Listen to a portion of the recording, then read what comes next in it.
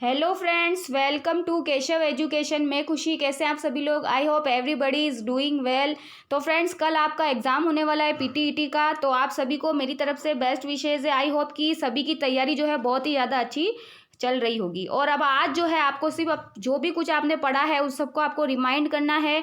अब कल की क्या तैयारी है उसके लिए मैं ये वीडियो आपके लिए लेकर के आई हूँ। वैसे तो आप सभी जानते हैं कि आपका क्या ड्रेस कोड है, सब आपके प्रवेश पत्र पर है, लेकिन एक बार फिर भी हम आपके लिए वीडियो लेकर के आए हैं ताकि जिन्हें मान लो अगर नहीं भी पता है तो वो वीडियो देख करके पता कर सकते हैं। ठीक है फ्रेंड्स, तो इससे पहले अगर आप हमारे चैनल पर नए हैं तो सबसे पहले आप हमारे चैनल को जरूर सब्सक्राइब कर लीजिएगा ताकि इसी तरह से आपको नई नई सूचनाएं मिलती रहे और इन्फॉर्मेटिव वीडियोस भी आप तक पहुंचती रहे। और वीडियो को ज़्यादा से ज़्यादा शेयर और लाइक भी जरूर कीजिएगा। तो चलिए शुरू करते हैं आज की वीडियो। तो फ्रेंड्स, सबसे पहले तो ये बात आती है कि हमारा टाइमिंग क्या होगा, यानी कि 1 घंटे पहले, यानी आपका जो एग्ज़ाम है वो 11 बजे चालू होगा, तो आपको जो है 1 घंटे पहले पहुंचना है। उसके बाद आपको एंट्री नहीं दी जाएगी। ये खास तौर से आपको ध्यान रखना है कि 1 घंटे पहले ही आपको पहुंच जाना है, यानी 10 बजे आपको किसी भी हालत में अपने एग्ज़ाम सेंटर पर पहुंचना है। आगे की अगर हम बात करें, एंट्री टाइम की ही अभी बात चल रही है, तो 10 बजे तक हर हाल में आपको पहुंचना है। इसके बाद में आपको एंट्री नहीं मिलेगी। ठीक है, अगर आप 10:01, 10:05 पे भी जाते हैं तो भी आपको एंट्री नहीं मिलेगी। इससे अच्छा यही है कि हम जो है 10 बजे ही अपने एग्ज़ाम सेंटर पर पहुंच जाए। सबसे इम्पोर्टेंट चीज़ यही है, तो आपको अपने टाइम से ही पहुंचना है। अब आगे अगर हम बात करें ड्रेस कोड की, तो ड्रेस कोड में आप देख सकते हैं कि जो पुरुष अभ्यर्थी है उन्हें आधी बांह की शर्ट, कुर्ता, पैंट और स्लीपर, तो वही महिला अभ्यर्थी को आधी बांह का kurta, T shirt, blouse, pant, salwar suit, sari, slipper एवं बालों में रबर बैंड लगाकर केंद्र में वो जा सकते हैं। यानी कुल मिलाकर आप देख सकते हैं आपको कि जो आपका टी शर्ट है, आपका जो शर्ट है वो आपका हाफ स्लीव्स का होना चाहिए, और जो महिला अभ्यर्थी है उनकी फुल स्लीव्स नहीं होनी चाहिए, हाफ स्लीव्स ही होनी चाहिए। सलवार सूट, साड़ी ये लिखा हुआ है इसके अंदर। और बालों में आपको कोई भी जो है डायमंड वाला इस तरह से कोई भी क्लचर वगैरह कुछ भी नहीं लगा कर जाना है, ओनली रबर बैंड आपको लगा करके जाना है। इसके अलावा आपको कोई भी शूज़ या जूता है वो नहीं पहन के जाना है।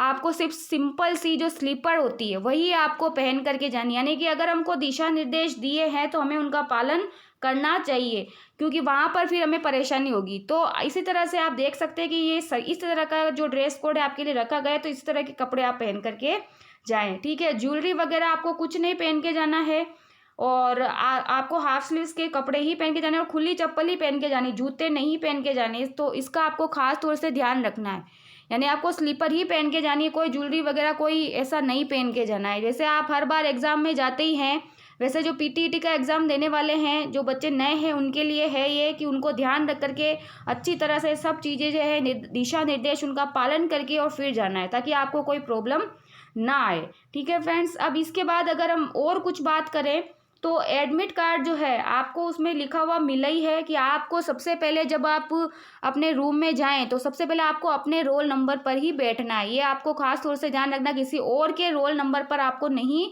बैठना है। ठीक है, और जब तक एग्जामिनर जो है आपको कोई दिशा निर्देश ना दे दे तब तक आपको बाहर नहीं निकलना है, जब आपको कहे तभी आपको निकलना है।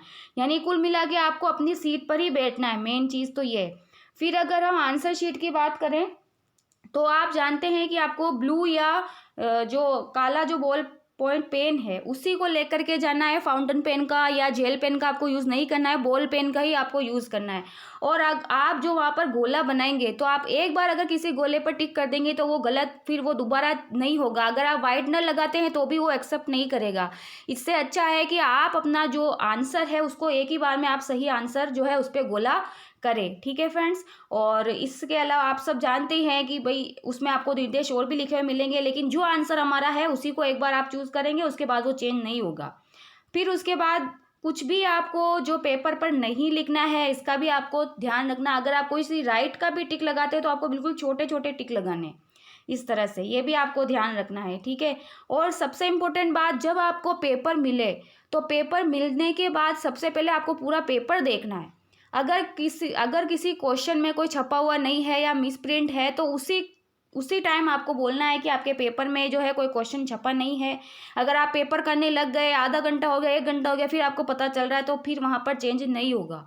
तो इससे अच्छा है कि आप अपना जो पेपर जब आपको मिले तो उसको आप पूरी अच्छी तरह से देख ले। अगर कोई मिस्टेक है तो आप चेंज करवा सकते हैं, बाकी कोई प्रॉब्लम नहीं तो आप अपना पेपर कर सकते हैं। ठीक है फ्रेंड्स, तो इसी तरह से आपको ये सब करना है, यानी कि और जहाँ पर भी आपके हस्ताक्षर हैं, यानी कि OMR शीट पर 2 हस्ताक्षर लिखे हुए आते हैं। एक तो इनविजिलेटर का होता है जो परीक्षा लेता है, और एक होता है जो अभ्यर्थी कैंडिडेट। तो आपको कैंडिडेट वाले ऑप्शन पे ही आपको अपने हस्ताक्षर करने, और हस्ताक्षर वही करके आने हैं जो आपने फॉर्म भरने के टाइम किया था।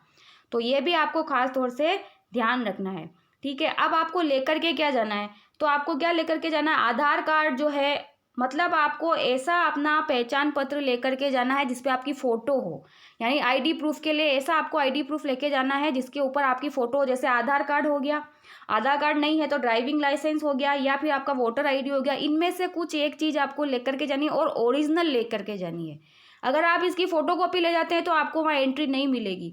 तो आप ध्यान रखना कि इन तीनों में से जो भी आपके पास आईडी प्रूफ है वो आपको ओरिजिनल लेकर के जाना है। वहाँ पर जो इन्विजिलेटर है आपको ओरिजिनल आपका आईडी प्रूफ देख कर ही आपको अंदर जो है एंट्री देंगे। ये खास तौर से आपको ध्यान रखना है। इसी के साथ साथ आप जानते ही OMR शीट जो है वो आपको अच्छी तरह से भरनी है, यानी कि अगर आप कोई गोला कर रहे हैं तो वो अच्छी तरह से दिखना चाहिए।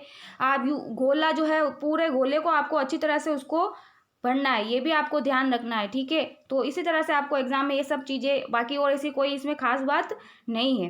बस अब आपको जो भी आपने पढ़ा है उन सबको आपको रिवाइज करते रहना अपने माइंड के अंदर, और कल का जो है आपका एग्ज़ाम बहुत अच्छा हो, यही मेरी बेस्ट विशेज़ है। और यह सारे दिशा निर्देश जो है इनका आप पालन करके जाएं। ब्लू पेन और ब्लैक पेन दोनों लेकर के जाएं, और कोई भी क्वेश्चन में हड़बड़ी ना करें, क्वेश्चन को ध्यान से पढ़ें। चारों ऑप्शन में से देखिए कौन सा ऑप्शन इसका सही होगा, उसी को आप टिक करके आएंगे। माइनस मार्किंग तो आपकी है ही नहीं, तो आपको कोई भी क्वेश्चन छोड़ के नहीं आना है, सारे क्वेश्चन आपको अटेम्प्ट करके आने हैं। ठीक है फ्रेंड्स, तो चलिए मिलते हैं अब कल। ठीक है, बेस्ट ऑफ लक कल के एग्ज़ाम के लिए। Okay friends, take care.